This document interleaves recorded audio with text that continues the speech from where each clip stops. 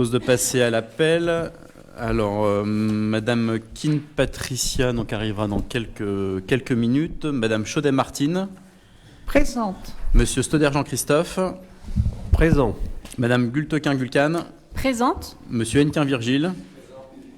Madame Ribaille Cécile, que j'ai vu qui va sans doute arriver dans quelques instants. Monsieur Huard Gérald. Monsieur Blanchot Bastien. Madame Martin Michel. Monsieur Pouzin Jean-Michel. Madame Prélot Frédéric, Monsieur Vandalen Laurent, excusez de ne pouvoir, Madame Chaudet, Madame Caterino Marie-Laure, Monsieur Serge Rémy, Madame Bardet Alice, Monsieur Bernier Romain, Madame Boisarlia, excusez de ne pouvoir, Madame Gultequin, Madame Perra-Frajman, excusez de ne pouvoir, Madame Ribaille, Monsieur Laville Rémy, Madame Marteau Elona, excusez de ne pouvoir, Madame Prélot. Monsieur Josset Geoffrey, excusez de ne pouvoir, Monsieur Bernier, pardon. Madame Fernandez Sophie, excusez de ne pouvoir, Monsieur Blanchot. Monsieur Moser Alain. Madame Iglesias Catherine. Monsieur Lex Jean-François, excusez de ne pouvoir, Madame Iglesias. Madame Belle Frédéric. Madame Maude Omis, qui devrait sans doute arriver. Madame Thiedresse Valérie. Madame Zeltz Anne-Marie, excusez de ne pouvoir, Monsieur Menra, Monsieur Dulst Karl, Monsieur Menra Thierry, Monsieur Croca Nicolas, et vient d'arriver Madame Ribaille. Présente. Je vous propose de désigner un ou une secrétaire de séance. En l'occurrence, je propose Monsieur Pouzin Jean-Michel. Est-ce qu'il y avait des votes contre? Des abstentions? Monsieur Pouzin Jean-Michel, vous êtes secrétaire de séance et je vous invite à nous rejoindre. Monsieur le maire, cette charge m'honore. Je ne sais pas si on aurait dû lui proposer en fait.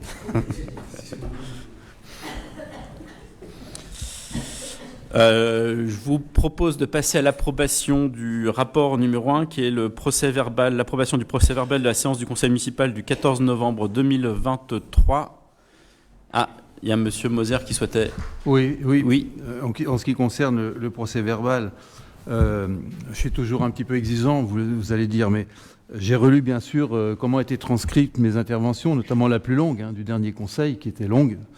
Je veux bien croire que la syntaxe du langage oral n'est pas aussi académique que la syntaxe du langage écrit, mais bon, il me semble par exemple aussi que j'avais mis en cause mes interrogations sur le chiffrage du projet. Je ne retrouve pas les 3 chiffres que j'avais énoncés. Il y a des phrases qui sont quelquefois un petit peu ambiguës. Donc voilà, je me demande comment on peut faire pour arriver à ce que lorsqu'une intervention est effectivement assez importante, donc vraisemblablement plus difficile à transcrire, arriver à une certaine exactitude, une certaine rigueur et pas un appauvrissement. Alors, je tiens quand même à préciser qu'en fait, normalement, vous avez la retranscription intégrale sur l'archive vidéo, donc avec l'appréciation du contexte et l'intégralité du contenu. Voilà. Oui. Donc sur le PV, c'est une synthèse, on prend note des remarques. Le problème, c'est le problème de la synthèse, quoi. Je sais que c'est pas forcément facile, mais je pense qu'il faut faire attention à ça. Je suis pas très content quand... il y a des chiffres qui étaient importants, je ne vais pas vous les rappeler, vous les connaissez. Il y a des remarques qui étaient importantes, il y a des phrases qui laissent à désirer, donc je ne sais pas. Voilà, je ne suis toujours pas très satisfait. Peut-être est-ce une déformation anciennement professionnelle, mais je tiens à dire que quand il s'agit d'une remarque de 2-3 phrases, il n'y a pas de problème.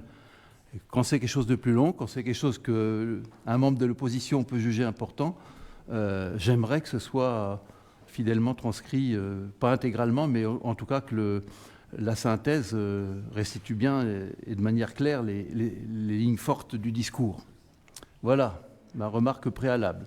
Je ne veux pas commencer sur du négatif, mais il fallait bien, puisque le PV c'est maintenant, il fallait bien que je vous dise que là-dessus, il y a des progrès à faire. C'est entendu, d'où l'importance effectivement des retranscriptions et des retransmissions vidéo qui permettent de saisir l'intégralité du contenu, du contexte et aussi de l'intention et de l'intonation. Voilà. Ce qu'on ne retrouve pas dans un rapport écrit ou une synthèse. Mais on sera plus vigilant sur la synthèse. J'ai essayé de trouver la retranscription vidéo, et je crois que quand on va sur le site de la mairie, ça s'est arrêté au conseil du mois de juillet. J'ai pas retrouvé celle du conseil précédent. Est-ce qu'il y a un décalage ou est-ce que c'est moi qui ai mal cherché ? On va vérifier, en tout cas, de fait, de manière instantanée, sur les réseaux sociaux, sur le Facebook de la ville, il y a possibilité de...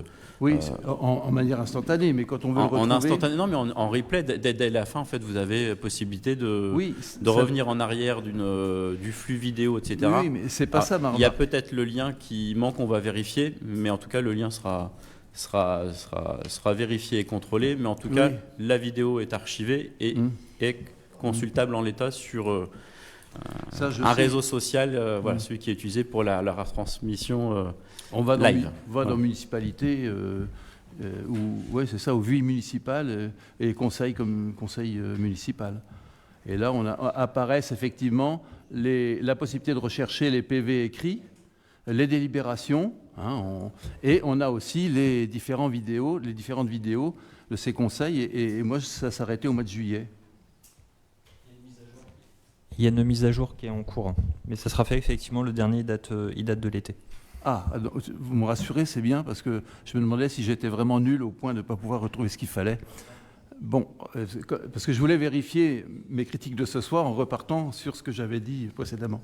Mais dès ce soir, par honnêteté. Dès ce soir, sur le fameux réseau social dont on ne cite pas forcément le nom, vous retrouverez non, le pas replay forcément dès ce soir. De la on va vidéo. quand même laisser passer les vacances de Noël. Non, mais ce que je veux dire, c'est que là, en l'état, vous pouvez retrouver aussi ceux qui n'auraient pas été repointés avec le lien, en fait. C'est que, en l'état, aujourd'hui, tous les conseils municipaux sont visibles sur le réseau social. Voilà. D'autres remarques sur ce PV ? Non. Je vous propose de passer au vote. Est-ce qu'il y avait des votes contre ? Des abstentions ? Alors, une abstention, Monsieur Moser, est donc adopté à la majorité. Je vous remercie. Rapport numéro 2, donc compte rendu des décisions prises sur le fondement de la délégation permanente du maire. Donc, on a 3 points. Un qui concerne une demande de subvention à la région et à l'État dans le cadre du déploiement de 3 nouvelles caméras de vidéoprotection. Il y a un autre point concernant une convention d'occupation précaire d'un logement au 4 rue Berniol à Sainte-Savine, bien évidemment. Et puis, en fait, il y a la prise en charge du remboursement de matériel dans le cadre d'un sinistre.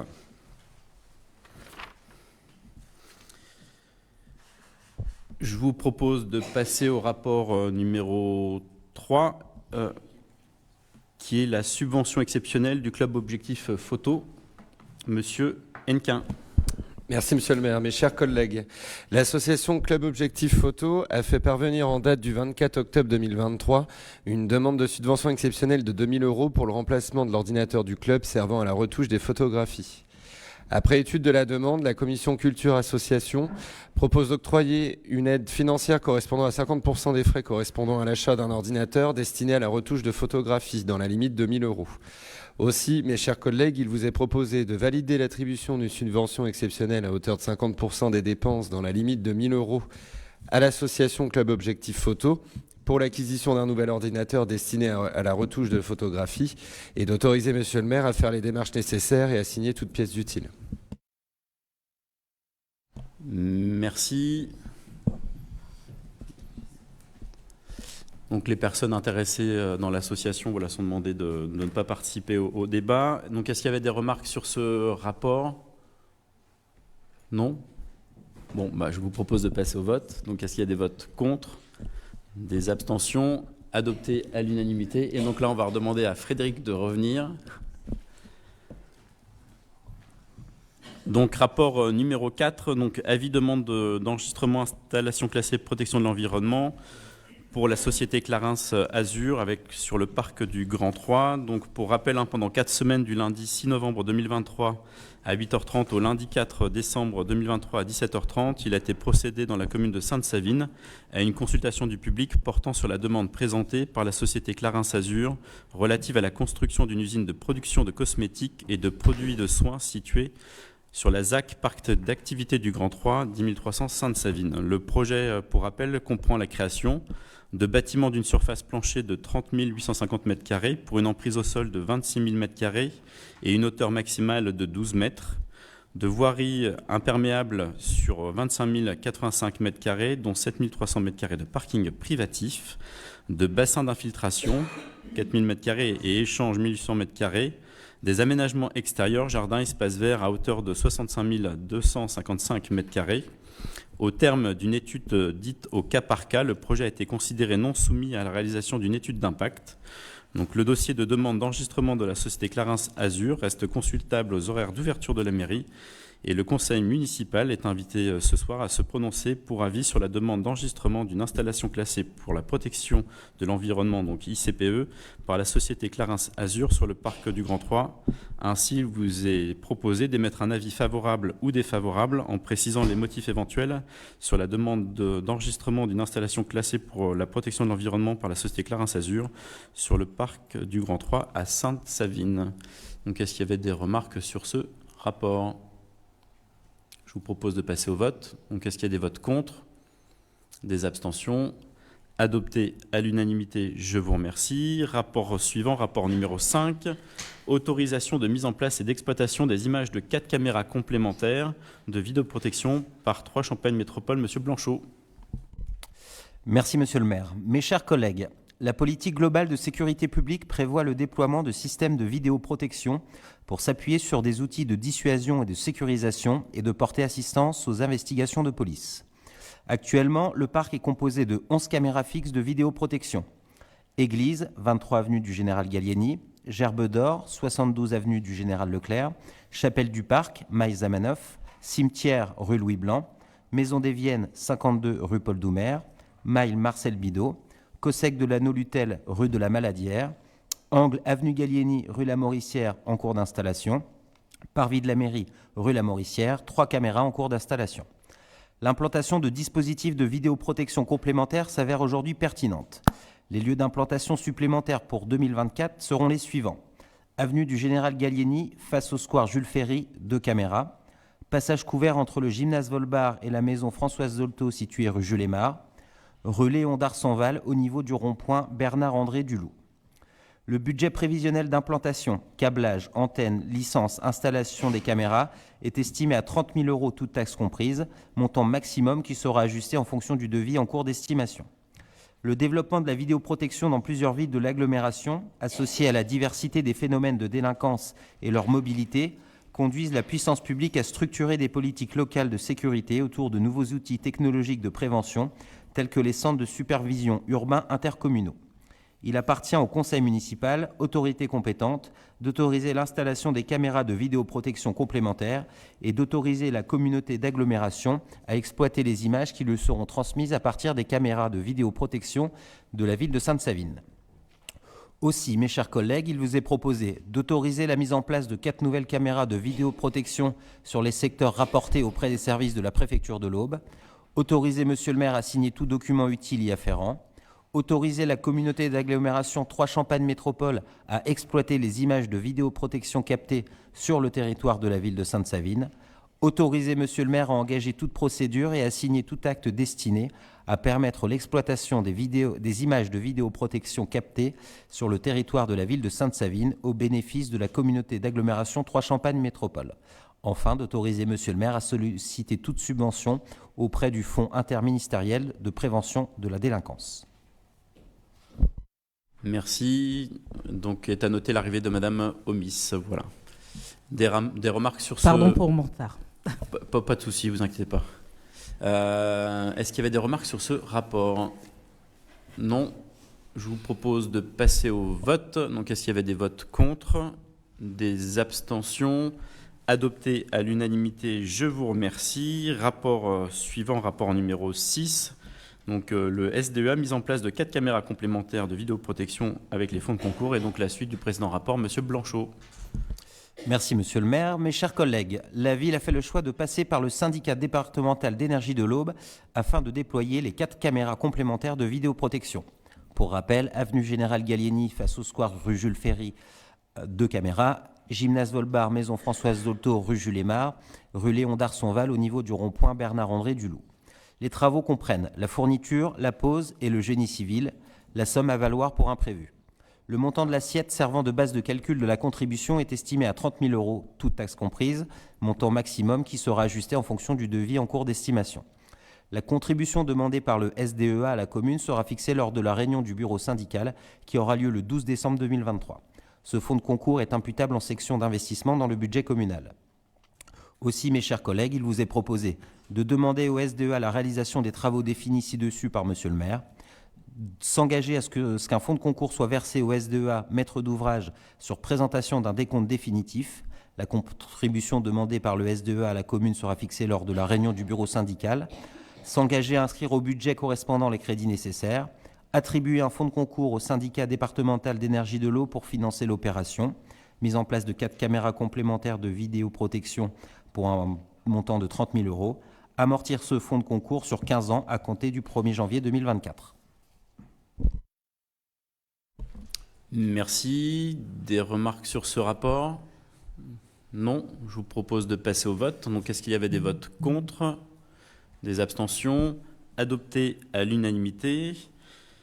Rapport donc numéro 7 sur la transition écologique et énergétique avec la signature d'une convention avec l'éco-organisme Alcom pour la collecte des mégots de cigarettes sur l'espace public. Madame Thiedrez. Merci, Monsieur le maire. Mes chers collègues, les mégots de cigarettes jetés par terre sont une source de pollution environnementale et plastique qui nuit aux écosystèmes. Un seul mégot de cigarette peut polluer 500 litres d'eau. En France, il représente en nombre 50% des déchets sauvages ramassés et 1% des tonnages.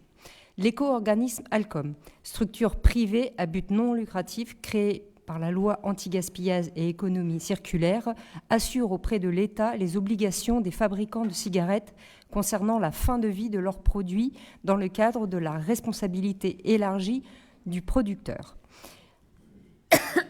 Pardon. Une éco-contribution à chaque paquet de cigarettes acheté lui est reversée. Elle est ensuite redistribuée aux acteurs chargés de la fin de vie du produit et notamment aux collectivités territoriales en charge de la propreté urbaine. Alcom poursuit 2 objectifs.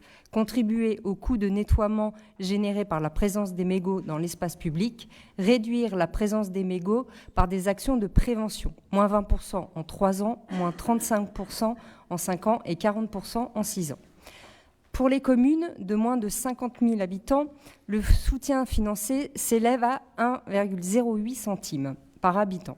Ainsi, Sainte-Savine percevrait une aide d'environ 11 335 € par an en contrepartie du nettoiement et de la réalisation d'actions de prévention, avec des cendriers de rue, des distributions de cendriers de poche, par exemple. Le premier versement aurait lieu en 2025 sur la base du bilan annuel de l'année 2024. La convention engage la commune à réaliser un état des lieux de la problématique dans les 3 mois après la signature du contrat en localisant sur une cartographie les hotspots et les dispositifs de collecte de rue existants sur la commune. Déployer un plan de communication avec les outils d'Alcom, élaborer de mesures spécifiques dans le règlement de police municipale. Des arrêtés doivent être pris sur l'interdiction de jeter des déchets au sol et sur l'obligation des acteurs privés utilisant l'espace public à le garder occupé propre. Produire un bilan annuel sur les actions réalisées. Aussi, mes chers collègues, il vous est proposé d'autoriser Monsieur le maire à signer le contrat avec Alcom ainsi que toute pièce utile. Merci. Des remarques sur ce rapport?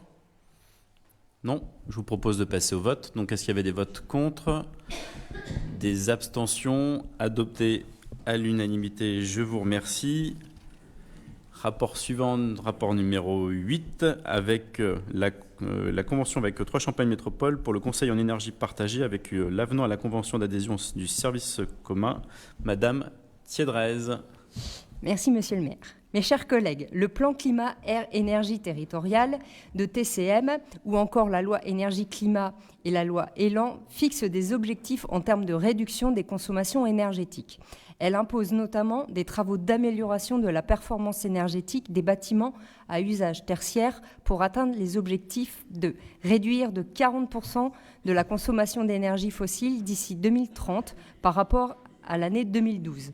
Réduction de la consommation d'énergie finale de 40, 50 et 60% respectivement pour 2030, 2040 et 2050 par rapport à l'année 2010 pour les bâtiments de plus de 1000 m². Pour aider les communes du territoire communautaire à mieux maîtriser leurs dépenses énergétiques, Trois Champagne Métropole propose un service commun, le Conseil en énergie partagée, connu sur le nom de CEP. Ce service a pour mission d'établir des diagnostics énergétiques avec préconisation, après le contrat d'optimisation potentielle et la détermination des priorités. Il convient de procéder à la recherche systématique des sources d'économie aboutissant à un programme de travaux présenté par domaine d'intervention, de comparer et de prioriser.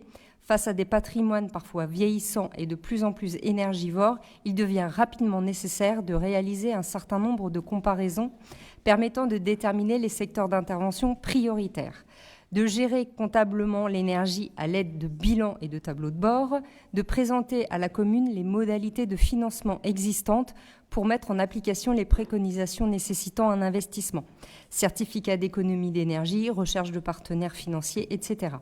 D'observer les résultats obtenus à la suite des interventions effectuées. C'est pour le gestionnaire une étape essentielle permettant de vérifier si les objectifs annoncés ont été atteints. La convention actuelle, contribution de 0,63 € par habitant, prendra fin le 31 décembre 2023. Il est proposé de la renouveler à compter du 1er janvier 2024 et de verser une cotisation de 0,90 € par habitant. La population prise en compte sera la population municipale INSEE de l'année facturée. La redevance est estimée à 9 769,50 €. La ville de Sainte-Savine, compte tenu de ces éléments, désigne pour référent énergie le chargé du développement durable et de la transition écologique, et en complément le technicien en charge de la gestion technique des installations de chauffage. Aussi, mes chers collègues, il vous est proposé de renouveler l'adhésion au service de conseil en énergie partagée auprès de Trois Champagne Métropole, d'autoriser Monsieur le maire à faire les démarches nécessaires et à signer la convention d'adhésion au service en énergie partagée, ainsi que tout document utile. Merci. Des remarques sur ce rapport? Non? Oui, Monsieur Moser. Oui, deux remarques. Bon, la première, c'est qu'effectivement, ce service auprès des collectivités est très satisfaisant, très important. Ça fait des années qu'on travaille avec le CEP, on travaillait aussi avant ce mandat, et on a toujours été satisfait de l'accompagnement des techniciens qui connaissent bien d'ailleurs en plus les configurations, les problématiques de chaque commune et avec qui on fait un bon travail. Le deuxième point, c'est qu'on est passé de 60 centimes à 90 centimes, ça fait 33% d'augmentation, ça dépasse largement l'inflation.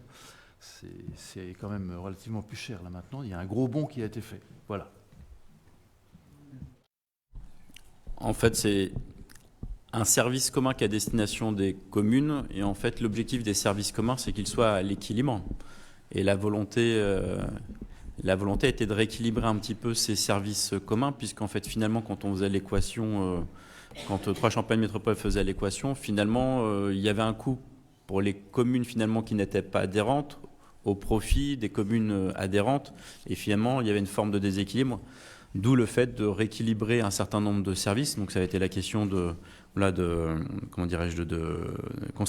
conseil en énergie partagée. Il y a eu la question aussi du service ADS, autorisation de droit des sols, et on aura aussi la question de la fourrière animale. L'objectif étant de ces services communs partagés, c'est d'atteindre une forme d'équilibre pour les communes qui adhèrent au service, et que finalement, celles qui n'adhèrent pas au service n'est pas payée pour celles qui utilisent le service. D'où effectivement une forme de rééquilibrage. D'autres remarques sur ce rapport? Oui, Monsieur Dulst. Oui, dans le prolongement de la question de M. Moser, donc du coup, on peut considérer que la commune de Sainte-Savine a largement utilisé les services de TCM, c'est ça que vous voulez nous dire, là, dans les rééquilibrages? Alors, en l'occurrence, jusqu'à présent, si on faisait l'équation entre ce que les communes ont payé et finalement les ressources qui étaient allouées sur... bon, c'était pas que Sainte-Savine, hein, c'était les communes adhérentes, finalement, ne payaient pas le juste coût pour ces services. Et donc, il y a une forme de rééquilibrage, parce que tout le monde cherche aussi à rééquilibrer un certain nombre de services. Et ce que j'évoquais précédemment, c'est que ça a été aussi traité sur les autres services communs, tels que l'autorisation droit des sols et puis la question de la fourrière animale. D'autres remarques sur ce rapport? Non, je vous propose de passer au vote. Donc, est-ce qu'il y a des votes contre? Des abstentions?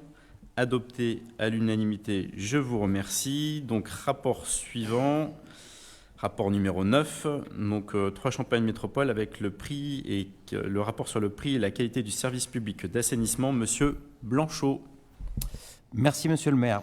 Mes chers collègues, le rapport annuel sur le prix et la qualité du service public est un document produit tous les 2 ans par chaque service d'eau et d'assainissement pour rendre compte aux usagers du prix et de la qualité du service rendu pour l'année écoulée. 3 Champagne Métropole exerce la compétence assainissement sur l'ensemble de son périmètre, à savoir 81 communes, et la compétence assainissement collectif sur 26 communes, dont Sainte-Savine. La compétence assainissement non collectif ayant été transférée au SDDEA, seul le service public d'assainissement collectif directement exercé par 3 Champagne Métropole est retracé dans le rapport joint en annexe. Le présent rapport a été présenté à la commission consultative des services publics locaux le 29 juin 2023. Aussi, mes chers collègues, il vous est proposé d'adopter le rapport d'activité annuel sur le prix et la qualité du service public de l'assainissement 2022 et d'autoriser Monsieur le maire à signer toute pièce utile. Pardon, merci.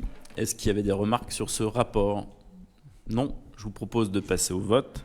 Donc, est-ce qu'il y avait des votes contre? Des abstentions? Adopté à l'unanimité, je vous remercie. Donc, rapport suivant, toujours Monsieur Blanchot, sur rapport numéro 10, urbanisme avec le site patrimonial remarquable avec l'étude d'une nouvelle procédure. Monsieur Blanchot. Merci, Monsieur le maire. Mes chers collègues, la commune de Sainte-Savine a prescrit, par délibération, l'élaboration de l'aire de valorisation de l'architecture et du patrimoine sur son territoire dans le but de valoriser et protéger le patrimoine savinien. Le projet arrêté a ensuite été soumis à l'avis de la Commission régionale du patrimoine et de l'architecture du Grand Est, qui a émis un avis favorable le 27 juin 2019. 3 secteurs constituent le périmètre de la VAP. Le périmètre du secteur 1 comprend les monuments historiques tels que l'Art déco, l'église, les bâtiments de grand intérêt ainsi que les bâtiments présentant un certain intérêt architectural. Le secteur 2 comprend, quant à lui, les abords des bâtiments constituant le périmètre 1. Il couvre une large partie du territoire communal. Le 3e et dernier secteur se compose des espaces présents sur le territoire communal et présentant un caractère naturel de grand intérêt, à l'instar de la vallée des Deviennes. Les réflexions menées dans le cadre de la révision générale du plan local d'urbanisme conduisent aujourd'hui à re-questionner le périmètre identifié pour la VAP. En outre, dans l'intervalle, la loi sur la liberté de création, à l'architecture et au patrimoine, adoptée le 7 juillet 2016, a créé les sites patrimoniaux remarquables, SPR, pour clarifier la protection en faveur du patrimoine urbain et paysager. Ce dispositif a pour objectif de protéger et mettre en valeur le patrimoine architectural, urbain et paysager des territoires. Le dispositif permet d'identifier clairement les enjeux patrimoniaux sur un même territoire. Le classement au titre des SPR a le caractère de servitude d'utilité publique affectant l'utilisation des sols. La délimitation d'un SPR doit justifier de son intérêt architectural, archéologique, artistique ou paysager. Le SPR peut couvrir tout ou partie du territoire communal, c'est pourquoi il convient en premier lieu d'engager une étude afin de proposer le périmètre du futur classement sur la base d'un argumentaire complet apportant la justification de sa délimitation par une étude préalable. Les enjeux du SPR seront retranscrits dans un plan de gestion du territoire qui peut prendre 2 formes. Soit un plan de sauvegarde et de mise en valeur généralement pour les communes de taille importante, qui est considéré comme un document d'urbanisme, soit un plan de valorisation de l'architecture et du patrimoine, qui est une servitude d'utilité publique pilotée par la commune avec l'assistance technique et financière de l'État. Il identifie les immeubles, espaces publics, monuments, sites, cours, jardins, plantations et mobilier urbain à protéger et à conserver, à mettre en valeur ou à requalifier pour des motifs d'ordre culturel, historique ou architectural. Il est proposé au conseil municipal d'autoriser le lancement d'une étude préalable pour la création d'un site patrimonial remarquable, puis pour l'élaboration d'un plan de valorisation de l'architecture et du patrimoine, outil de gestion du futur SPR sur la commune de Sainte-Savine. Aussi, mes chers collègues, il vous est proposé d'autoriser le lancement d'une étude préalable pour la création d'un site patrimonial remarquable, puis pour l'élaboration d'un plan de valorisation de l'architecture et du patrimoine, outil de gestion du futur SPR sur la commune de Sainte-Savine, et d'autoriser Monsieur le maire à faire les démarches nécessaires et transmettre la présente délibération à Monsieur le chef de l'unité départementale de l'architecture et du patrimoine de l'Aube et Monsieur le président de la communauté d'agglomération. Merci. Des remarques sur ce rapport? Non. Je vous propose de passer au vote. Est-ce qu'il y avait des votes contre? Des abstentions? Adopté à l'unanimité. Je vous remercie. Rapport suivant, rapport numéro 11. Donc, politique de rénovation urbaine avec le recensement des emprises. Donc, un travail a été engagé en présence des services de l'État, du SCOT des territoires de l'Aube et de Troyes-Champagne Métropole qui a permis d'aboutir à l'élaboration du PADD, du projet d'aménagement et de développement durable, qui a, pour rappel, été débattu par le conseil municipal lors de sa séance du 10 juillet 2023. Au titre de son axe A, la commune relève un enjeu majeur concernant l'organisation et la mutation de l'espace urbain. À ce titre, diverses emprises, donc la liste n'est pas exhaustive, ont d'ores et déjà été identifiées comme présentant un intérêt au titre de la politique de rénovation urbaine conduite par la collectivité. Au stade d'avancement actuel, des réflexions concernant la révision générale du plan local d'urbanisme, les emprises suivantes ont d'ores et déjà été identifiées comme présentant un intérêt stratégique dans le cadre de la politique de rénovation urbaine s'inscrivant dans les objectifs inscrits au PADD. Cette liste ne saurait être considérée comme exhaustive et pourra être complétée tout au long de la procédure de révision des documents d'urbanisme. Pour autant, un certain nombre d'éléments ont déjà été identifiés. Donc, sur le secteur 1, nous avons l'ancienne usine Chanteloup, avec également l'usine à Sableuil avec la partie végétalisée, le bois de l'IME Chanteloup et la maison bourgeoise rue de Chanteloup. Au titre du secteur 2, la maison au 31 rue Paul Doumer, la ferme Broyon, la maison au 48 rue Paul Doumer, le garage rue Paul Bert, la ferme rue des Dames, la ferme rue du Chapeau Rouge, le bâtiment d'habitat collectif rue Aristide Briand et au titre du secteur 3, la parcelle en fond de l'impasse Louis Viau, donc qui donne sur Gallieni, la partie nord de l'emprise, sur l'emprise vers l'emprise du cimetière, l'emprise 3 Aube Habitat rue d'Hainaut et le 7 rue Jean de La Fontaine. Aussi, il vous est proposé de fixer le premier recensement des emprises stratégiques pour la conduite de la politique de rénovation urbaine et d'autoriser le maire à engager toute démarche utile pour conduire les négociations en cas d'intention d'aliéner et à défaut de transactions amiables, d'exercer le droit de préemption dans le cadre de la délégation permanente que vous avez accordée au maire par délibération du 18 mars 2021. Est-ce qu'il y avait des remarques sur ce rapport qui a déjà été vu? Non. Je vous propose de passer au vote. Donc, est-ce qu'il y avait des votes contre? Des abstentions? Adopté à l'unanimité, je vous remercie. Rapport suivant, rapport numéro 12, avec le commerce et la dérogation au repos dominical. Madame Chaudet. Merci, Monsieur le maire. Mes chers collègues, en prévision de la prochaine année calendaire, il convient de définir les ouvertures dominicales pour 2024 des commerces implantés sur la communauté d'agglomération. Toutes les communes peuvent accorder jusqu'à 12 dimanches dans l'année, dès lors que son établissement public de coopération intercommunale se prononce favorablement en ce sens. Par mail du 24 août 2023, le directeur du centre commercial Carrefour L'Escapade sollicite une dérogation en repos dominical pour les jours suivants: le dimanche 31 mars 2024, le dimanche 26 mai, le dimanche 28 juillet 2024, les dimanches 22 et 29 décembre 2024.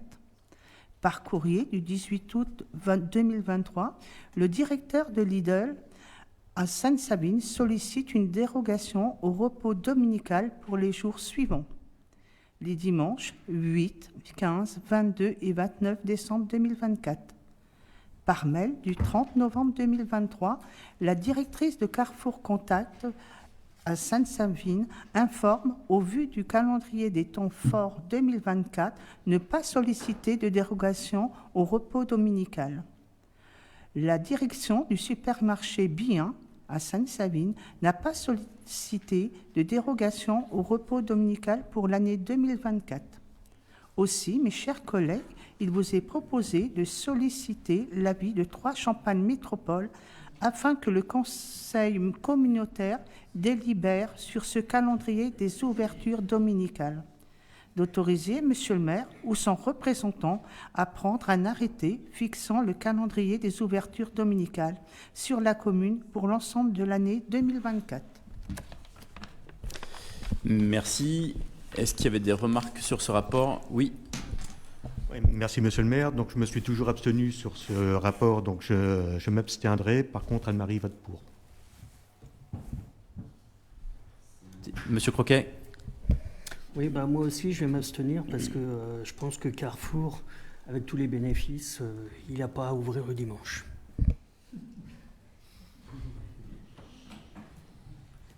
C'est noté.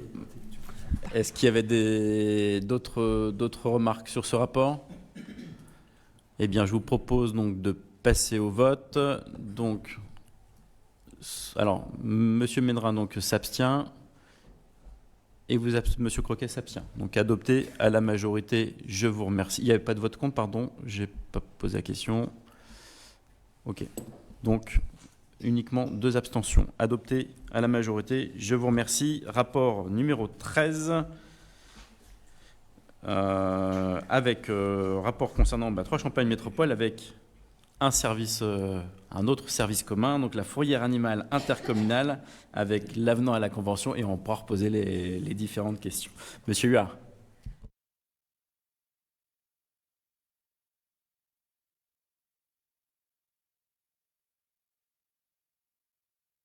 C'est là.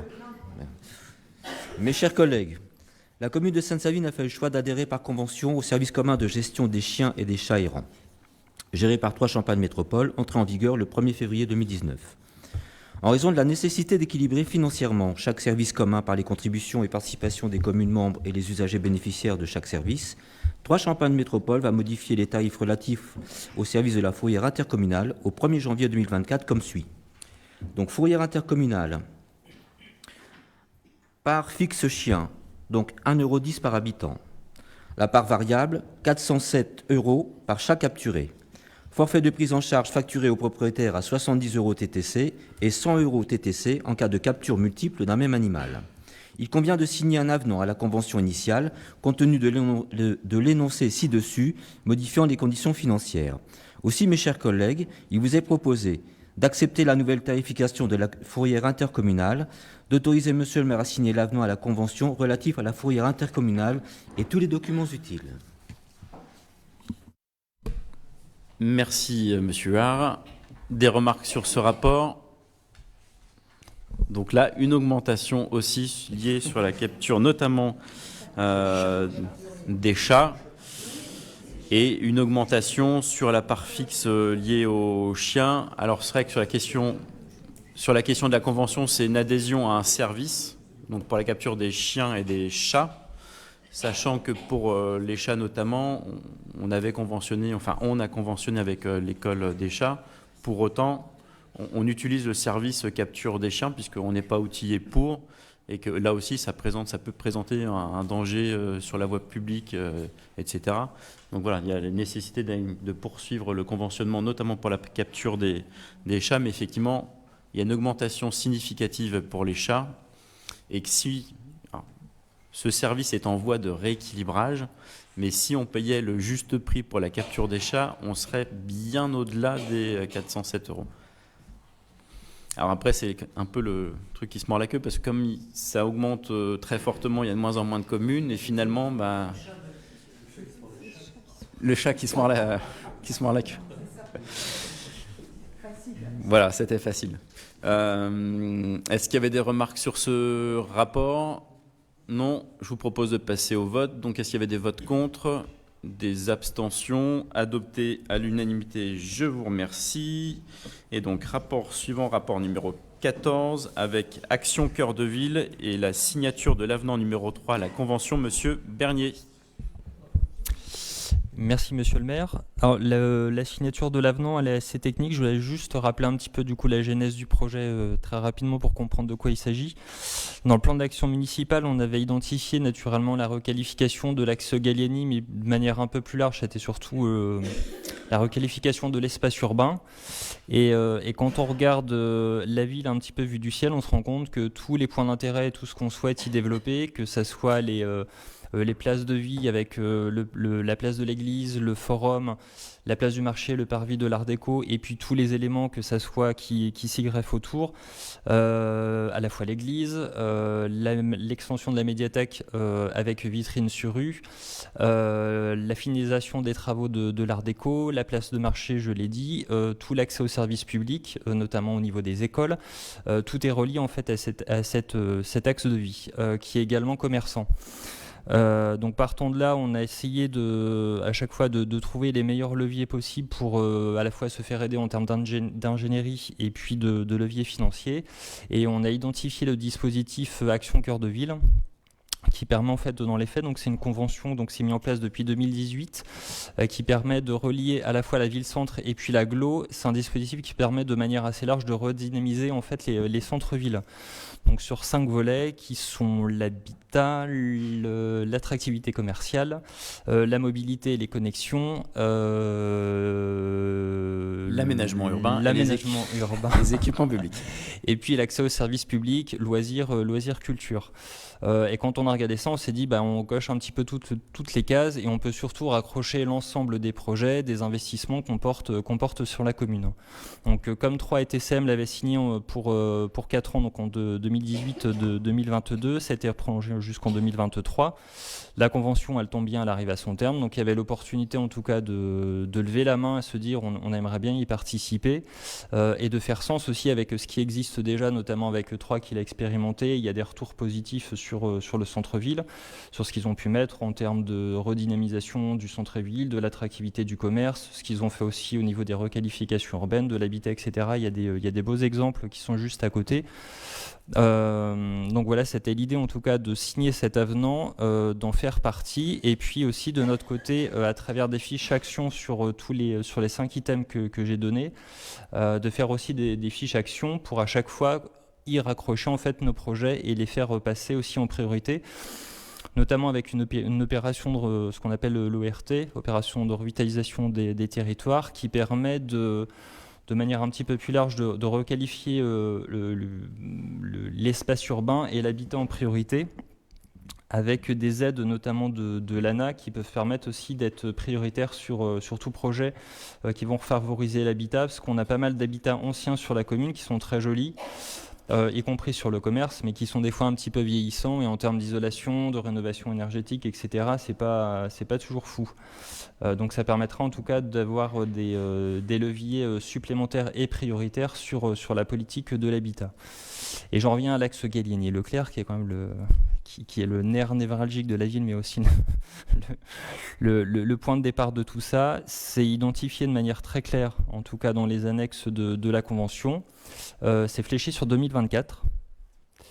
La ville a cette année déjà lancé des études au niveau de la mobilité, des flux de trafic, etc., pour commencer à amorcer un petit peu la démarche et partir de quelque chose, parce que donc c'est un axe communautaire, donc on va surveiller à partir du 1er janvier le siège de TCM pour, comme le Vatican, on va espérer que de la fumée blanche sorte de la cheminée.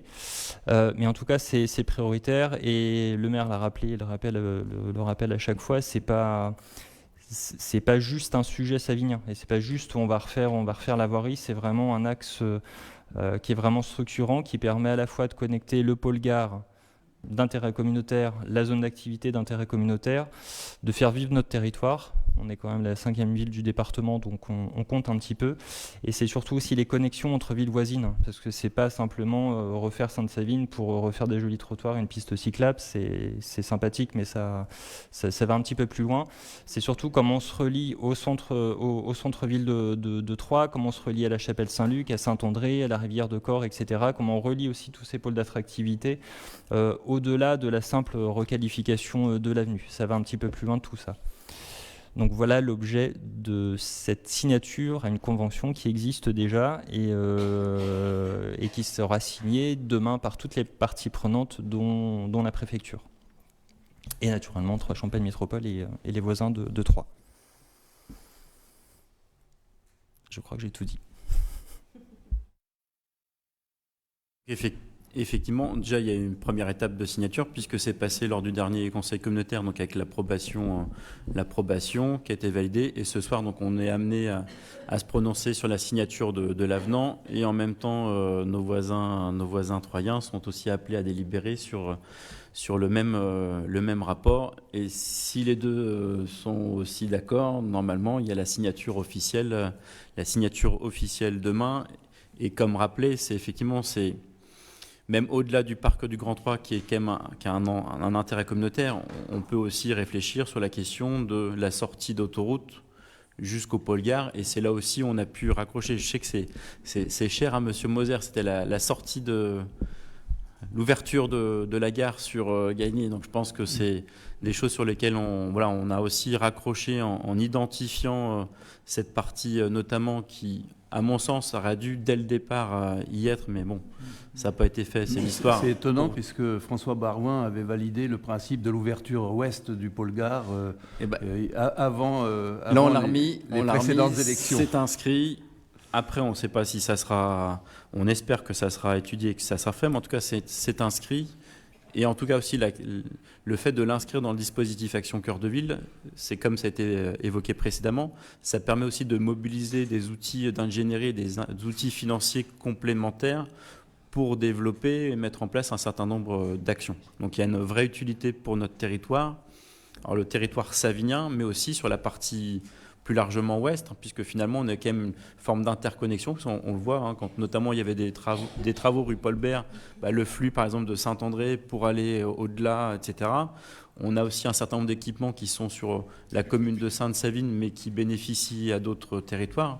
Typiquement, que ce soit Torvilliers, que ce soit la rivière de Corps, il y a la question de l'accès notamment au lycée, au collège, donc aux établissements d'enseignants. Donc il y a une vraie utilité. Il y a des enjeux aussi qui sont partagés, puisque finalement, nous sommes signataires au titre de Sainte-Savine, mais aussi on a les communes voisines qui sont aussi intéressées par la démarche, puisque sur la question de la mobilité, il y a de vrais intérêts. Ça ne se résume pas, comme vous l'avez entendu, à la mobilité, mais il y a la question aussi de l'habitat, du commerce, des équipements. Et donc, voilà, on l'espère, donc on met de grands espoirs sur cet outil, mais en tout cas, ça nous permettra d'avancer sur un certain nombre de sujets. Voilà.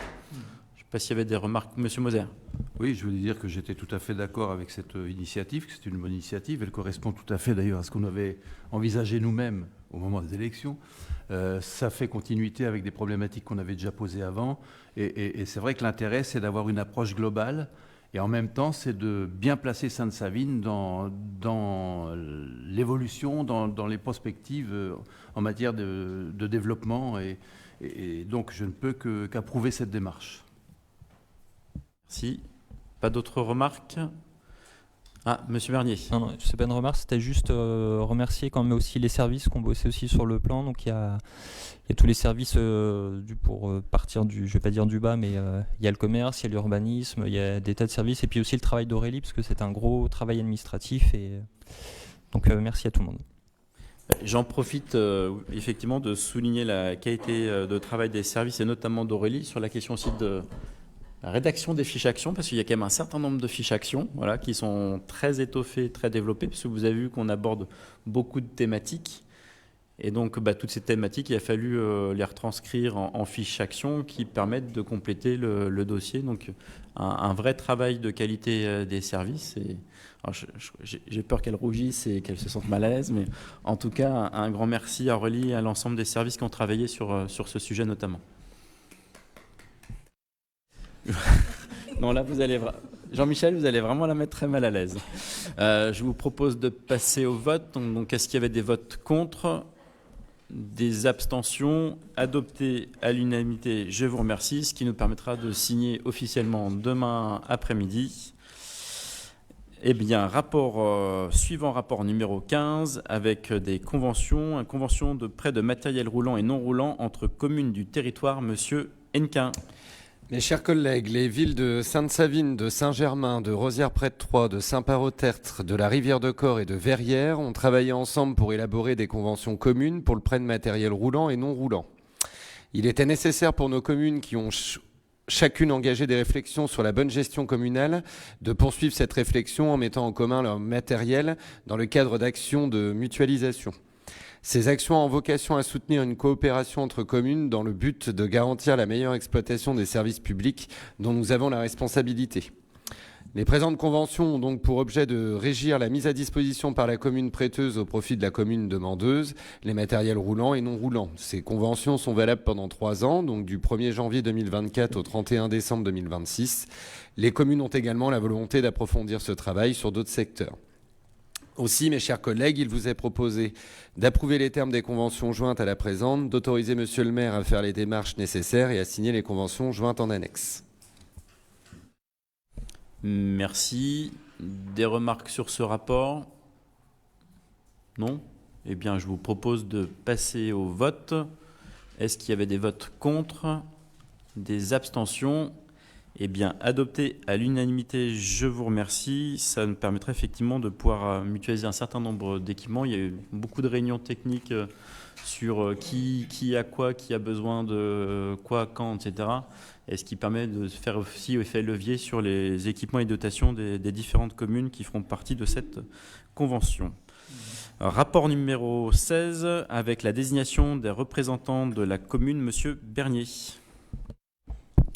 Merci Monsieur le maire. Sur le rapport suivant, en fait, il y a les 2 conseils d'administration du lycée professionnel et général d'Édouard Herriot confusionnés, donc il n'y a plus qu'une entité et il faut qu'on désigne des représentants pour la partie ville. Donc je vous laisse proposer les candidats. Alors, pour les candidats, de mémoire, on avait Monsieur Bernier et Madame Bell. C'est ça. Et Madame Keane? Sachant que c'était sur... Par contre, c'est pour TCM. Parce que...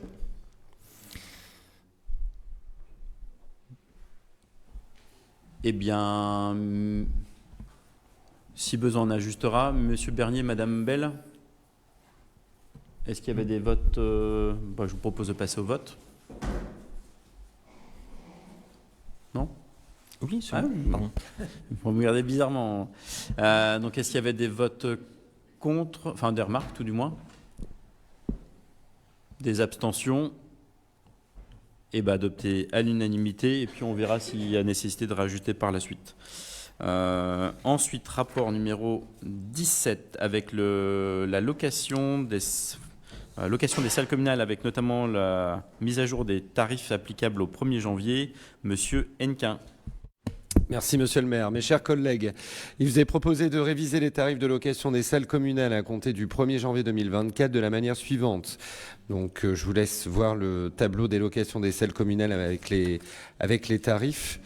Donc les chèques doivent être libellés à l'ordre du Trésor public. Le chèque de caution sera restitué à l'association ou personne emprunteuse suite à l'état des lieux satisfaisant.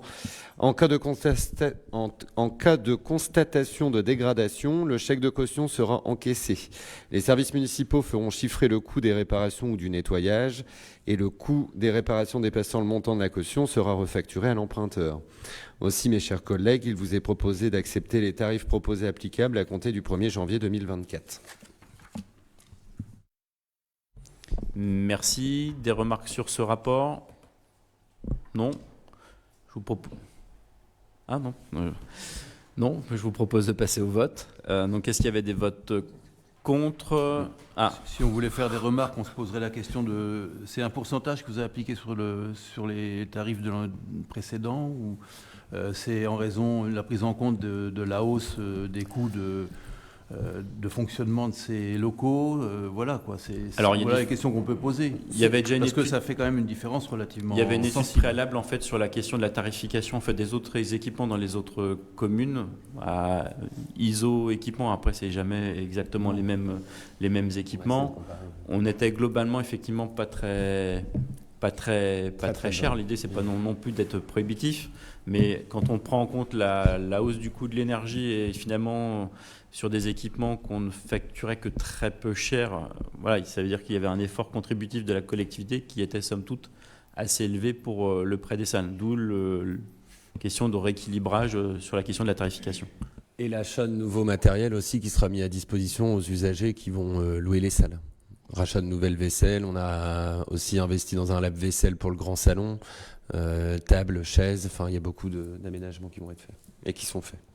Oui, si on augmente le tarif, c'est qu'aussi il faut qu'on puisse éventuellement des fois augmenter qu'il y ait un service attendu qui soit satisfaisant et voilà, donc pouvoir aussi rééquiper un certain nombre d'équipements.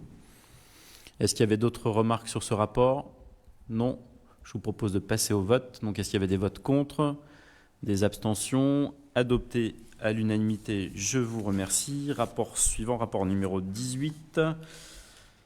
Avec la création d'une école maternelle à la Maison des Viennes, avec le lancement d'un concours de maîtrise d'œuvre, la constitution d'un jury et fixation des indemnités. Monsieur Serre.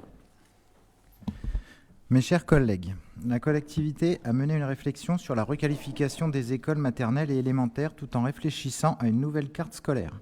L'optimisation des bâtiments ainsi que la proximité immédiate avec la crèche d'Olto, la voie des Viennes et des cheminements doux a permis d'acter la création d'une école maternelle à la Maison des Viennes. Ce bâtiment, conçu initialement comme le centre social de la commune, accueille aujourd'hui des bureaux et des cantines scolaires. Le bâtiment devra être repensé avec une extension pour accueillir les nouveaux usages liés à cette école avec les accueils de loisirs. Le montant prévisionnel des travaux envisagés est de 1 500 000 € hors taxes. Cette partie de l'enveloppe financière prévisionnelle n'inclut pas les coûts liés aux aménagements de la voirie publique, au mobilier et matériel pédagogique, aux équipements de restauration, agrès et éventuels jeux extérieurs. Il convient à présent de lancer une consultation pour la passation du marché de maîtrise d'œuvre. Compte tenu du montant prévisionnel du projet et donc des honoraires estimés et de maîtrise d'œuvre, le maître d'œuvre de l'opération sera désigné sur la base d'une procédure formalisée sous la forme d'un concours restreint avec niveau de prestation Esquisse Plus. Pour information, le concours est une technique d'achat par laquelle le maître d'œuvre, après avis du jury, choisit un projet parmi les propositions de plusieurs candidats préalablement sélectionnés en vue de l'attribution d'un marché de maîtrise d'œuvre. Le déroulement d'un concours de maîtrise d'œuvre consiste, dans un premier temps, à sélectionner des candidats sur la base des critères de sélection définis dans le règlement de concours. La procédure étant restreinte, le nombre de candidats invités à remettre un projet est fixé à 4 maximum, sous réserve d'un nombre suffisant de dossiers répondant aux critères de sélection. Au vu de l'avis du jury, le maître d'ouvrage fixe la liste des candidats admis au concours.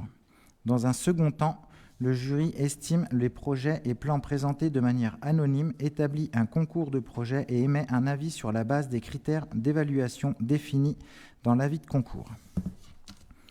Après avis du jury et levée de l'anonymat des projets, le maître d'ouvrage désigne le ou les lauréats du concours. Constitution du jury. Le jury de maîtrise d'œuvre est composé comme suit.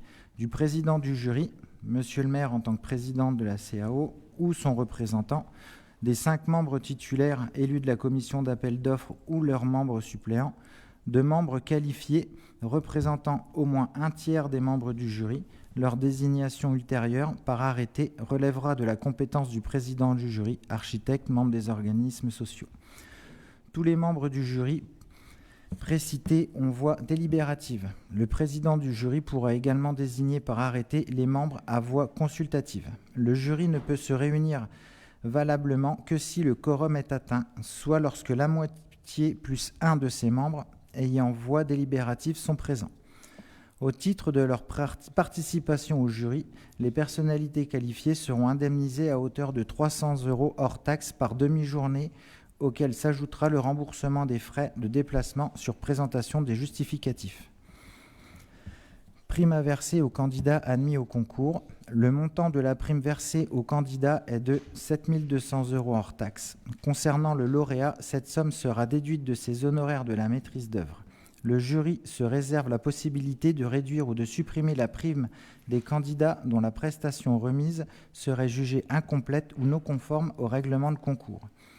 Aussi, mes chers collègues, il vous est proposé d'approuver le programme de l'opération pour un montant prévisionnel de travaux estimé à 1 500 000 € hors taxe, d'autoriser le lancement de la procédure de concours restreint de maîtrise d'œuvre pour le choix d'un maître d'œuvre qui sera chargé de la réalisation du projet, d'approuver la composition du jury comme exposé ci-dessus, d'autoriser Monsieur le maire en tant que président du jury à désigner nominativement les membres qualifiés et les membres à voix consultative par arrêté, d'arrêter à 4 le nombre maximal de candidats admis à concourir sous réserve d'un nombre suffisant de candidats répondant aux critères de sélection des candidatures, d'approuver le versement d'une prime de 7 200 € hors taxe sur proposition du jury à chacun des candidats admis à participer au concours qui auront remis une prestation complète et conforme au règlement de concours, de préciser qu'une déduction totale ou partielle d'un montant de la prime est susceptible d'être appliquée sur proposition du jury aux candidats dont l'offre serait incomplète ou non conforme aux documents de la consultation, de préciser que la rémunération du maître d'œuvre retenu tiendra compte de l'indemnité reçue au titre de la procédure, d'approuver le montant de l'indemnisation des membres qualifiés du jury, de dire que les crédits pour les indemnités versées seront inscrits au budget de l'exercice considéré, d'autoriser Monsieur le maire à solliciter les subventions les plus élevées possibles pouvant être mobilisées pour la réalisation de cette opération et d'autoriser le maire à faire les démarches nécessaires et à signer toute pièce utile. Merci, Patricia. Je voulais juste faire une remarque pour ne pas affoler tout le monde. Nous avons déjà 7 écoles sur la commune. Ce n'est pas la création d'une nouvelle école, c'est juste la délocalisation de l'école maternelle Berniol. Oui. Est-ce que les enseignants de la maternelle Berniol, puisqu'il s'agit d'eux, seront associés au projet? Est-ce qu'ils pourront donner leur avis sur le... au courant, ils le sont.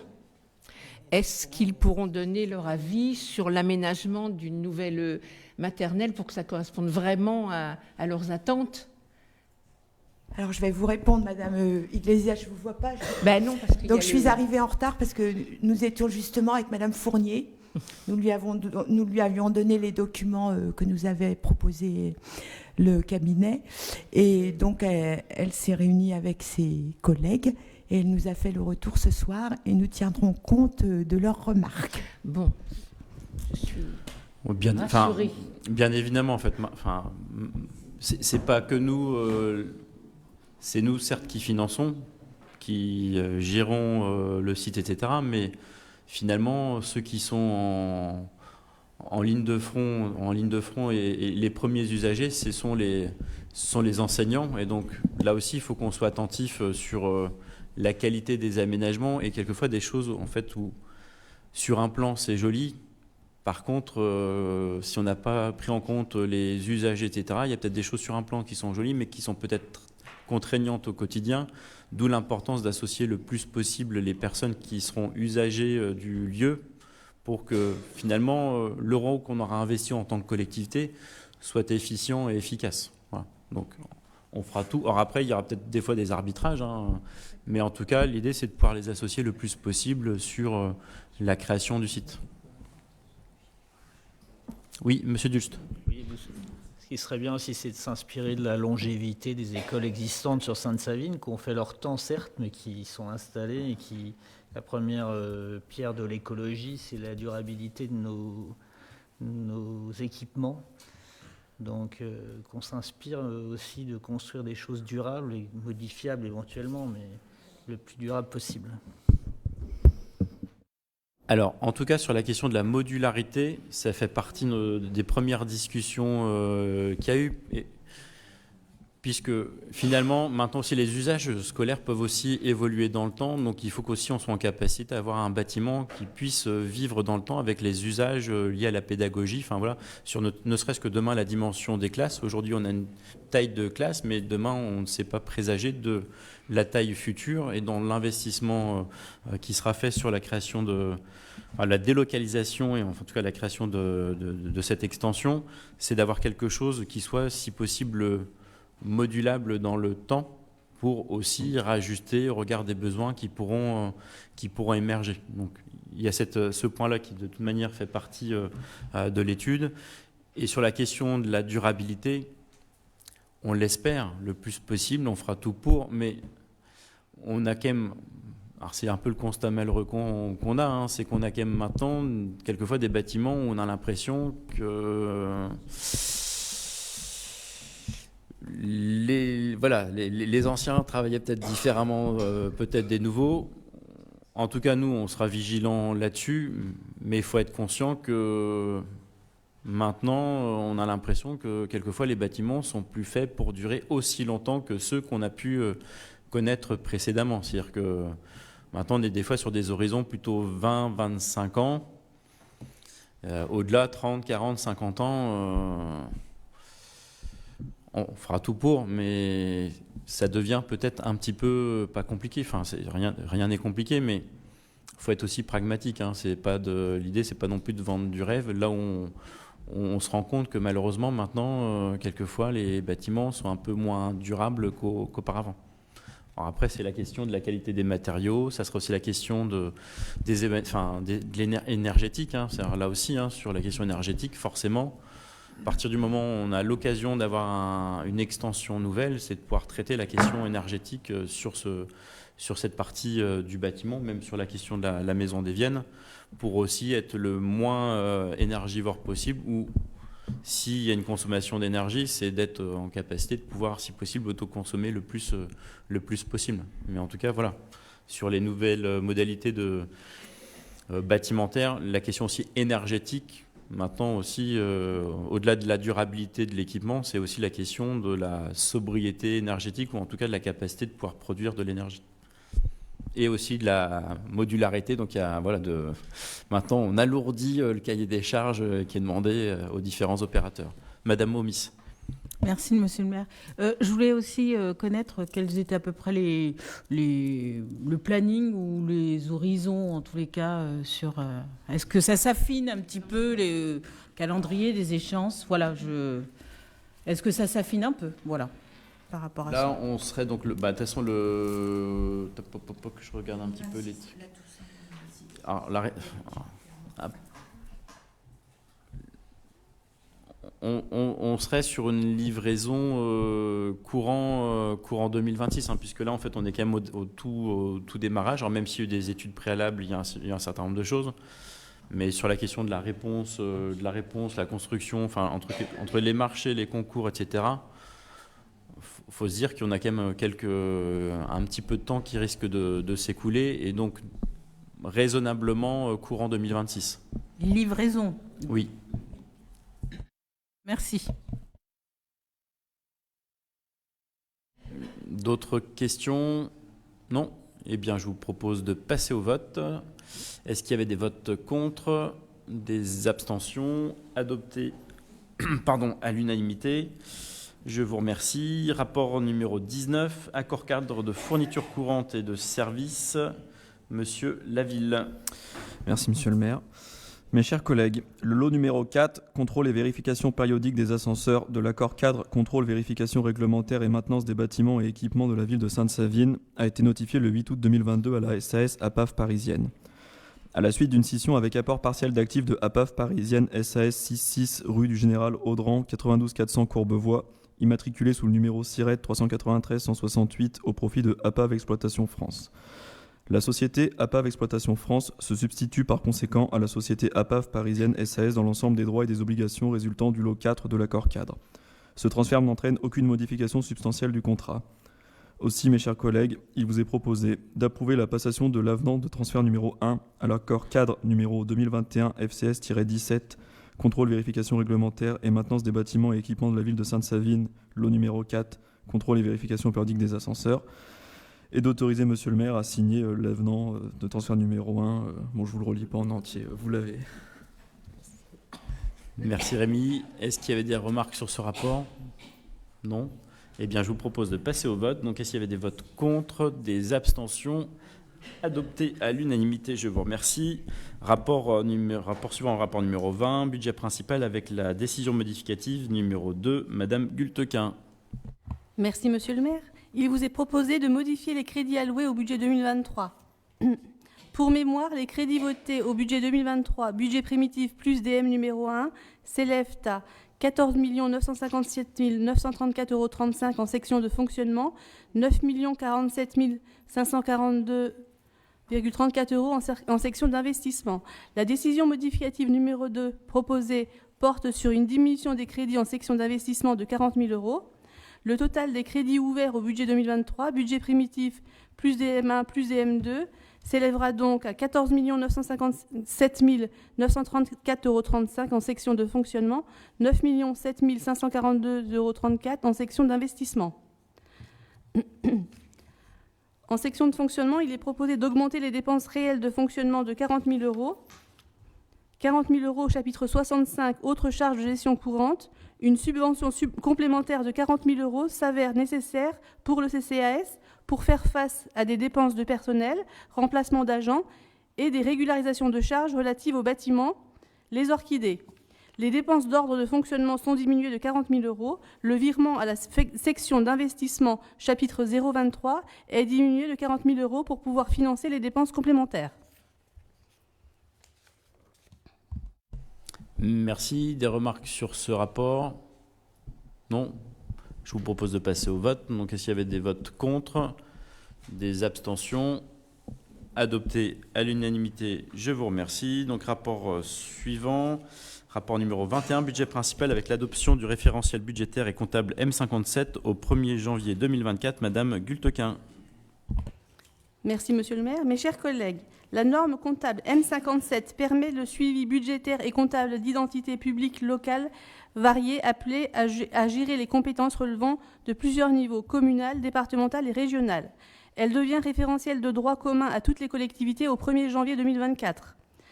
Seuls les budgets annexes de services publics industriels et commerciaux continueront d'utiliser la comptabilité M4 et ses déclinaisons M4X, ainsi que ceux des établissements sociaux et médico-sociaux M22. Les organismes satellites de la commune, CCAS, Caisse des écoles, etc., appliqueront également le référentiel M57 à la même date. Un vote de leur conseil d'administration viendra entériner cette décision. Les principaux apports induits par le passage à la norme budgétaire et comptable M57 sont les suivants. Un référentiel porteur de règles budgétaires assouplies, la fongibilité des crédits remplace les dépenses imprévues, l'intégration d'innovations comptables pour une amélioration de la qualité des comptes et une meilleure information au lecteur des comptes. Aussi, mes chers collègues, il vous est proposé d'adopter à compter du 1er janvier 2024 le référentiel budgétaire et comptable M57 pour le budget principal de la ville, de confirmer l'utilisation du plan de compte développé destiné aux communes de plus de 3 500 habitants et le vote par nature avec présentation fonctionnelle, de confirmer les modalités de vote du budget antérieur, un vote au niveau du chapitre pour les sections de fonctionnement et d'investissement, avec un vote sur les chapitres opérations d'équipement de la section d'investissement, d'autoriser Monsieur le maire à mettre en œuvre toutes les procédures nécessaires à ce changement de nomenclature budgétaire et comptable et à signer toutes les pièces nécessaires à l'exécution de la présente délibération.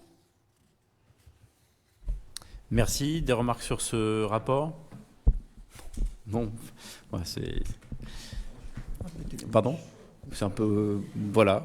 Donc, mais au cas où, on ne sait jamais, sur un malentendu. Je vous propose de passer au vote. Donc, est-ce qu'il y avait des votes contre, des abstentions, adopté à l'unanimité. Je vous remercie. Donc, rapport suivant, rapport numéro 22, toujours sur la question budgétaire, avec les dispositions budgétaires applicables avant le vote du budget primitif 2024. Madame Gultequin. Merci, Monsieur le maire. Mes chers collègues, conformément au Code général des collectivités territoriales, lorsque le budget d'une commune n'est pas adopté avant le 1er janvier de l'exercice auquel il s'applique, l'exécutif est en droit, jusqu'à l'adoption de ce budget, de mettre en recouvrement les recettes et d'engager, de liquider et de mandater les dépenses de la section de fonctionnement dans la limite de celles inscrites au budget de l'année précédente. En outre, l'exécutif peut, sur l'autorisation de l'organe délibérant, engager, liquider et mandater les dépenses d'investissement dans la limite du quart des crédits ouverts au budget de l'exercice précédent, non compris les crédits afférents au remboursement de la dette. Sur proposition de la Commission de la vie citoyenne et administration générale, il vous est demandé d'autoriser, avant le vote du budget primitif 2024 et au titre de l'exercice 2024, l'engagement, la liquidation et le mandatement des dépenses d'investissement dans la limite des crédits hors remboursement de la dette, soit un montant total d'1 581 074,12 €, correspondant à 25% des crédits 2023.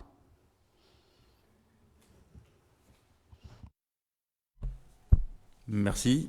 Des remarques? Je vous propose de passer au vote. Est-ce qu'il y a des votes contre?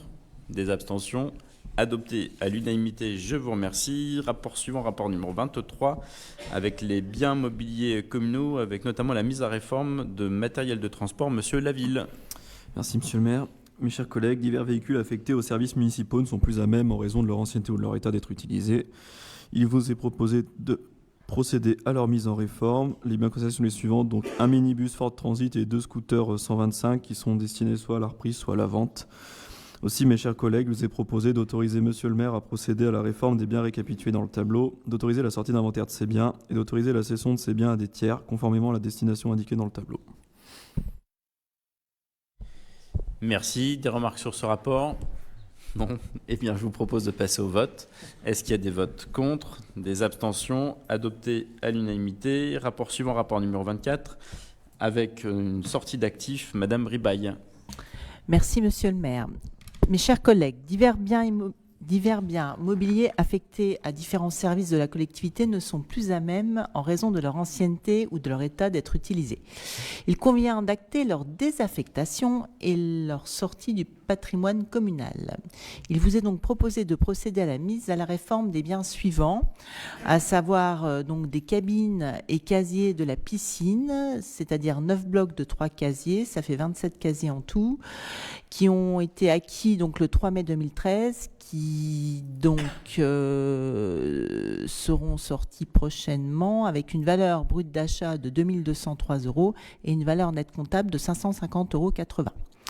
Et ce sera destiné donc à une association locale qui en fait œuvre pour l'insertion et la remise en activité de chômeurs, ce qui s'appelle 3 territoires zéro chômeur.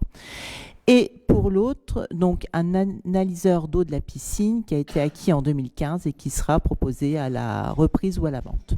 Aussi, mes chers collègues, il vous est proposé d'autoriser monsieur le maire à procéder à la réforme des biens récapitulés dans le tableau ci-dessus, d'autoriser la sortie d'inventaire de ces biens et d'autoriser la cession de ces biens à des tiers conformément à la destination indiquée dans le tableau ci-dessus. Merci. Des remarques sur ce rapport? Non. Je vous propose de passer au vote. Donc, est-ce qu'il y avait des votes contre? Des abstentions? Adopté à l'unanimité, je vous remercie. Rapport suivant, le rapport numéro 25, avec un rapport sur la police municipale et la formation au maniement des armes, avec la mise en place d'une convention. Monsieur Luard. Merci monsieur le maire, mes chers collègues. Les agents de police municipale de la commune de Sainte-Savine sont titulaires d'une autorisation de port d'armes. En application des dispositions du Code de la sécurité intérieure, les agents de police municipale portant une arme de défense ont l'obligation de réaliser au minimum 2 séances par an d'entraînement au maniement. Pour remplir ces obligations, la commune de Sainte-Savine avait conventionné avec l'armurerie de Champagne 6, chemin du Pont de l'Arche à Saint-Germain, qui gère le stand de tir. Or, celui-ci ne correspond plus aux normes souhaitées par le Centre national de la formation dans la fonction publique. La ville de Troyes est favorable à un conventionnement de son stand de tir situé au COSEC des Sénardes, donc situé rue Godard-Pilavenne à Troyes. pour la mise à disposition des locaux afin que les agents de police municipale réalisent leurs obligations d'entraînement au tir. Cette mise à disposition se fera avec contrepartie financière de 105 € par séance et par agent. Le tarif d'occupation au stand est fixé à 35 centimes d'euros par cartouche tirée pour la commune de Sainte-Savine.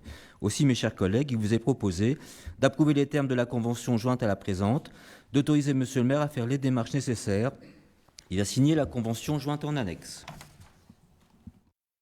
Merci. Des remarques sur ce rapport?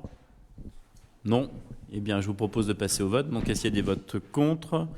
Des abstentions? Adopté à l'unanimité, je vous remercie. Donc, rapport suivant avec le tableau des emplois et la mise à jour du tableau des effectifs. Monsieur Huard. Merci Monsieur le maire, mes chers collègues. Il appartient au conseil municipal de fixer l'effectif des emplois nécessaires au fonctionnement des services. Il convient de toiletter le tableau des emplois. Sont concernés la modification de l'emploi d'agents de médiathèque à compter du 1er janvier 2024, portant sur l'élargissement des statuts par lesquels le poste peut être pourvu. La modification de l'emploi de directeur des services techniques à compter du 1er janvier 2024, portant sur l'élargissement des statuts par lesquels le poste peut être pourvu.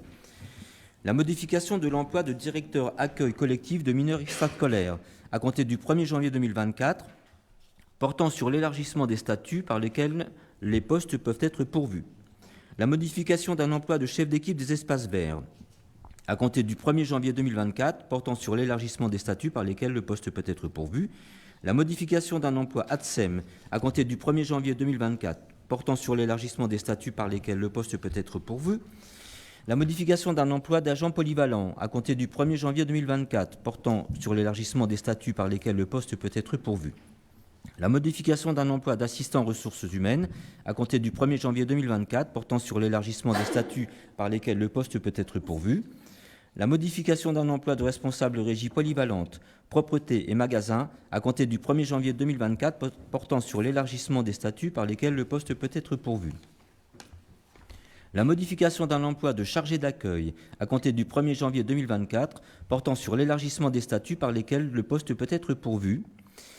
La modification d'un emploi de responsable régie technique en responsable régie patrimoine bâti à partir du 1er janvier 2024, portant sur l'élargissement des statuts par lesquels le poste peut être pourvu. Et enfin, la création d'un emploi de responsable de la qualité de vie au travail à temps complet à compter du 1er janvier 2024. Aussi, mes chers collègues, il vous est proposé d'adopter la proposition du maire, d'inscrire au budget les crédits correspondants, de modifier le tableau des emplois tenant compte des modifications ci-dessus. Merci. Des questions? Alors, c'était essentiellement des avancements de grade, hein, on l'avait précisé. Il n'y avait pas eu d'avancement de grade l'année dernière, donc là, il y a un peu plus d'avancement de grade sur cette année, ce qui fait que ça fait une liste. Donc, ce n'est pas des effectifs nouveaux, c'est des gens déjà en poste, mais qui avancent de grade. Vous nous aviez déjà donné la précision en commission. Donc, par rapport à ça, on sera attentif, comme chaque année, à la masse salariale et à l'évolution de toutes ces charges. Mais bon, je ne vois pas pourquoi on s'opposerait à ce genre de transformation de poste, en fait, pour des personnes qui sont déjà en place. La deuxième politique, ça consisterait, pour être vraiment cohérent, mais je pense que ce ne serait pas très intelligent, à s'abstenir de toutes ces délibérations-là, de manière à avoir la parole libre ou la critique libre après. Mais je pense que, bon, une situation communale, on connaît quand même suffisamment pour avoir une position qui soit plus cohérente.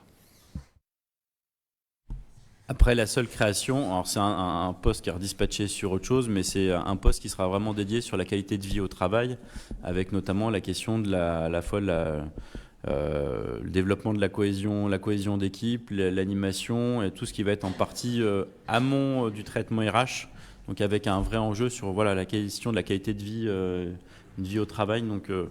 Et donc là, c'est un effectif qui est redéployé, mais c'est un nouveau poste qui n'existait pas auparavant dans la collectivité. Monsieur Croquet, non. Eh bien, s'il n'y a pas d'autres questions, je vous propose de passer au vote. Donc, est-ce qu'il y avait des votes contre, des abstentions? Adopté à l'unanimité, je vous remercie. Rapport suivant, rapport numéro 27, avec la mise à disposition du domaine public et tarif de mise à disposition du bar de l'Art Déco. Monsieur Sauder. Merci, monsieur le maire, mes chers collègues. Pour encourager l'attractivité et la convivialité des activités culturelles, la ville de Sainte-Savine a créé une licence de débit de boissons à consommer sur place, de type 3 permettant au centre culturel L'Art Déco de vendre des boissons lors de ses différents spectacles et événements. Donc rappelons que la licence 3, il s'agit des bières, vins, champagne et voilà, ça s'arrête là. Cidre également. La commune peut décider d'organiser ou de gérer elle-même le débit des boissons. Elle aura alors recours à la régie, formule qui lui permet d'exercer un contrôle direct sur la gestion du débit de boissons. Il lui appartient de désigner un représentant responsable. La commune peut également choisir de déléguer la responsabilité de l'exploitation du débit de boissons à une personne publique ou privée en concluant avec elle un contrat administratif. L'exploitation de la licence de débit de boissons par un tiers public ou privé donnera lieu au paiement d'une redevance pour l'occupation du domaine de la collectivité. Considérons le fonctionnement du bar 30 minutes avant le spectacle et 1 heure après la représentation. Il est proposé une redevance d'occupation d'un montant de forfait d'occupation soirée 15 € assorti d'un pourcentage de 5% sur les recettes générées au bar lors de la soirée. Aussi, mes chers collègues, il vous est proposé de fixer le tarif de la redevance forfaitaire de l'occupation du bar pour l'exploitation par un tiers, autoriser Monsieur le maire à faire les démarches nécessaires et à signer toutes pièces utiles. Merci Monsieur Stauder.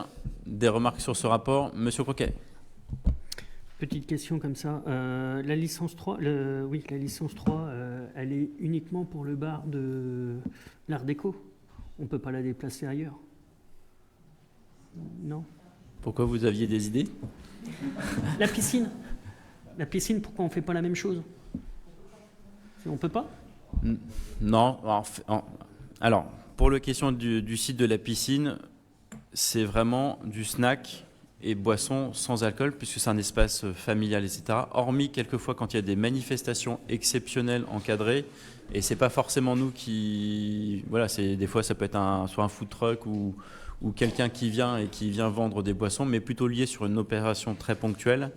Et on ne souhaitait pas que le snack vende de l'alcool pour, sur la question du, de la sécurité, et de l'animation du site, et que notamment l'été quand il fait chaud et que vous buvez un peu d'alcool, c'est là où on peut avoir des problèmes, et donc on souhaite garder quand même un esprit très familial sur le site de la piscine. C'est pour ça qu'il n'y aura pas de vente d'alcool, hormis quand c'est une manifestation ponctuelle, mais qui est décorrélée de la vie du snack. C'est-à-dire que même s'il y a de la vente d'alcool sur le site de la piscine dans le cadre d'une manifestation, il n'y aura pas d'alcool dans le sac pour ne pas donner d'habitude. Et sur la question du bar de l'Art Déco, c'est de se donner la possibilité de faire vivre le bar par un tiers qu'on est en train de chercher. Voilà. D'autres questions sur ce rapport? Je vous propose de passer au vote. Est-ce qu'il y avait des votes contre, des abstentions adoptées? Ah, pardon. Une abstention, Madame Keane. Adopté à la majorité, je vous remercie. Rapport suivant, rapport numéro 28, avec demande de subvention, travaux de restauration de l'église et de la toiture en particulier. Monsieur Bernier.